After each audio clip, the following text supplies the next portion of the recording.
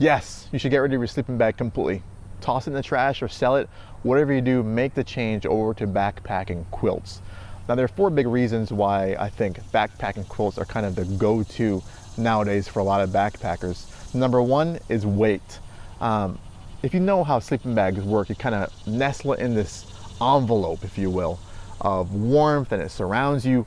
But one area of the insulation that you're not using is the insulation that's directly underneath you.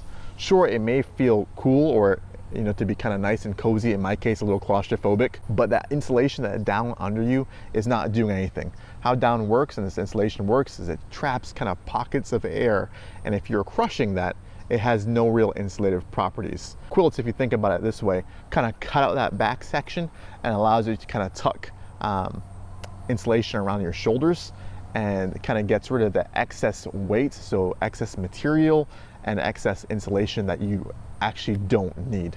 It's a lot more efficient than a sleeping bag. Number 2, it ends up being really versatile. I sleep in a hammock, but I also occasionally have to sleep on the ground. I'm kind of forced to if there are no trees around. And a quilt allows me to sleep in both of them without an issue. Typically, a sleeping bag in a hammock ends up having some issues where you kind of have to get used to it. Sometimes you actually end up laying the sleeping bag like a quilt to make it function and work, and it's not really made to do that. Because you're able to kind of cut out that excess material from the back, and you don't have to worry about extra down, extra fabric. Typically, comparable quilts end up being cheaper or more inexpensive than its comparable sleeping bag, just because there's less stuff. I believe they're easier to manufacture, which is one reason I think why we see a lot of quilt cottage vendors. We don't see a lot of sleeping bag cottage vendors right now, and that helps bring the overall cost down. Less fabric, less insulation. And finally, the big one for me is breathability.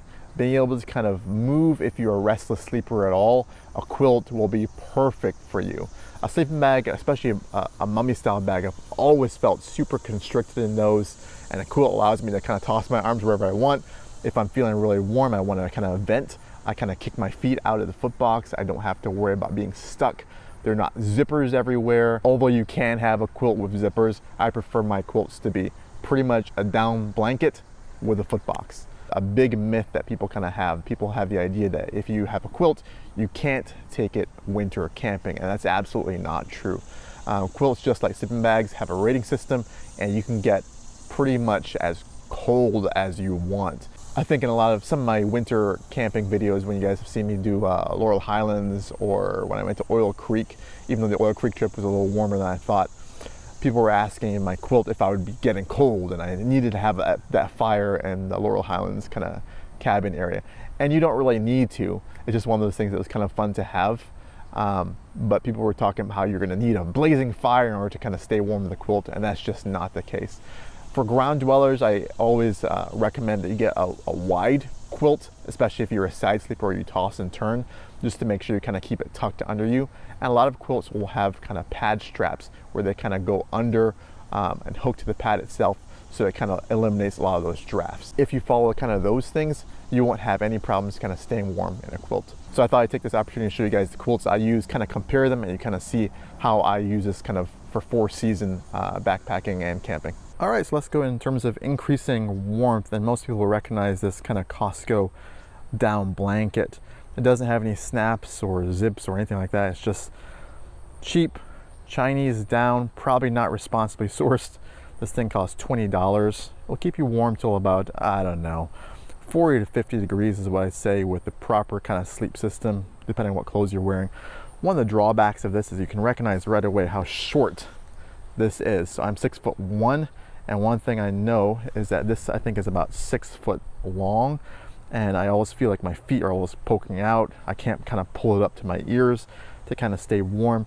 And so this is strictly summer. I actually have 3 of these for the kids, and you see it has sewn through baffles, which means that air can kind of get in those gaps, and it has it cross-hatched, so a lot of opportunities for air to get in. And then next we have this Mass Drop pine blanket. A review will be coming soon.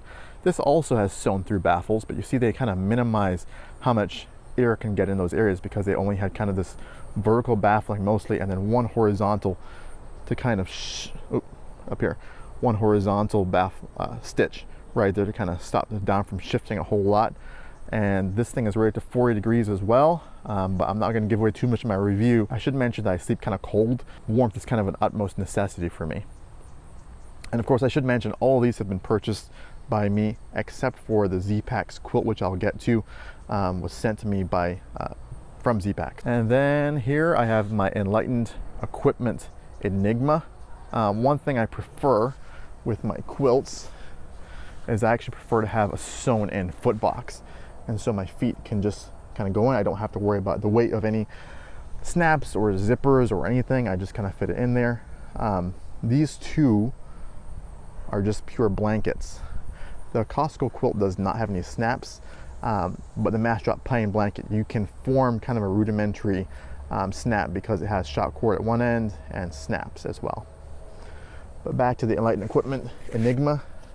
This is a 20-degree quilt, and most of my quilts when I order them are long and wide, at least the Enigma is, and I kind of have it just because I like to toss and turn, and I'm a bigger guy, and so I like to have that. This is an older version of the Enlightened Equipment Enigma because the new ones have the 3D kind of foot box, not the sewn flat foot box, and I believe Enlightened Equipment has changed their baffle system, which makes a lot of sense. They've gone more to this style, I believe, where just horizontal for the foot box, vertical for the body, which I think is a good move. And then we have the Z-Packs Solo quilt. When I told Z-Packs I was doing kind of the Laurel Highlands trip and doing some winter camping, they kind of sent this one. It will eventually get a review probably this winter for sure.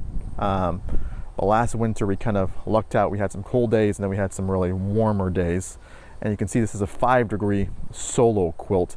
And I was actually really impressed with the construction of the Z-Packs quilt. I tend not to think about Z-Packs all the time when it comes to quilts. I tend to think automatically of Enlightened Equipment, but this one is very well constructed. And 5-degree, you can see the loft on this one. I leave it uncompressed, of course. The foot box is really good. You can see up by the body how much more that sucker will trap in there compared to the 20, and then what I consider to be the 30 in the Mass Drop quilt, and then even the summer quilt there at the left. So to show you relative loft, there's the 5-degree rated, the 20, what I consider to be the 30, and then the summer, 40 to 60 depending on how you sleep. So you probably want to see how I get into this, and so it's fairly simple. All you have to do is you lay your pad out, and I tend not to use pad straps because once again I find them constricting. I don't like any sort of constriction or anything that interferes with my movement on the pad, and so you kind of just start with your foot end in, and then you pull up it towards your ears. And one thing that is really key to use is most of these will have kind of a snap or shot cord type system where you can kind of cinch this up around your neck. Now that is really vital to staying warm, and which may be one of those reasons that people think that you can't stay warm in a quilt, is if you don't use this and cinch it up around your neck and it allows it to kind of fold behind your shoulders, that is really what's key to staying warm in a quilt. If you don't do that, you probably will get a lot of drafts from around your neck, and you may think, oh, this thing isn't working. But you have to use this kind of system.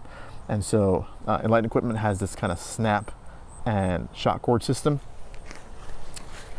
Z-Packs use something very similar. They just have a buckle and shot cord. Whew, super toasty.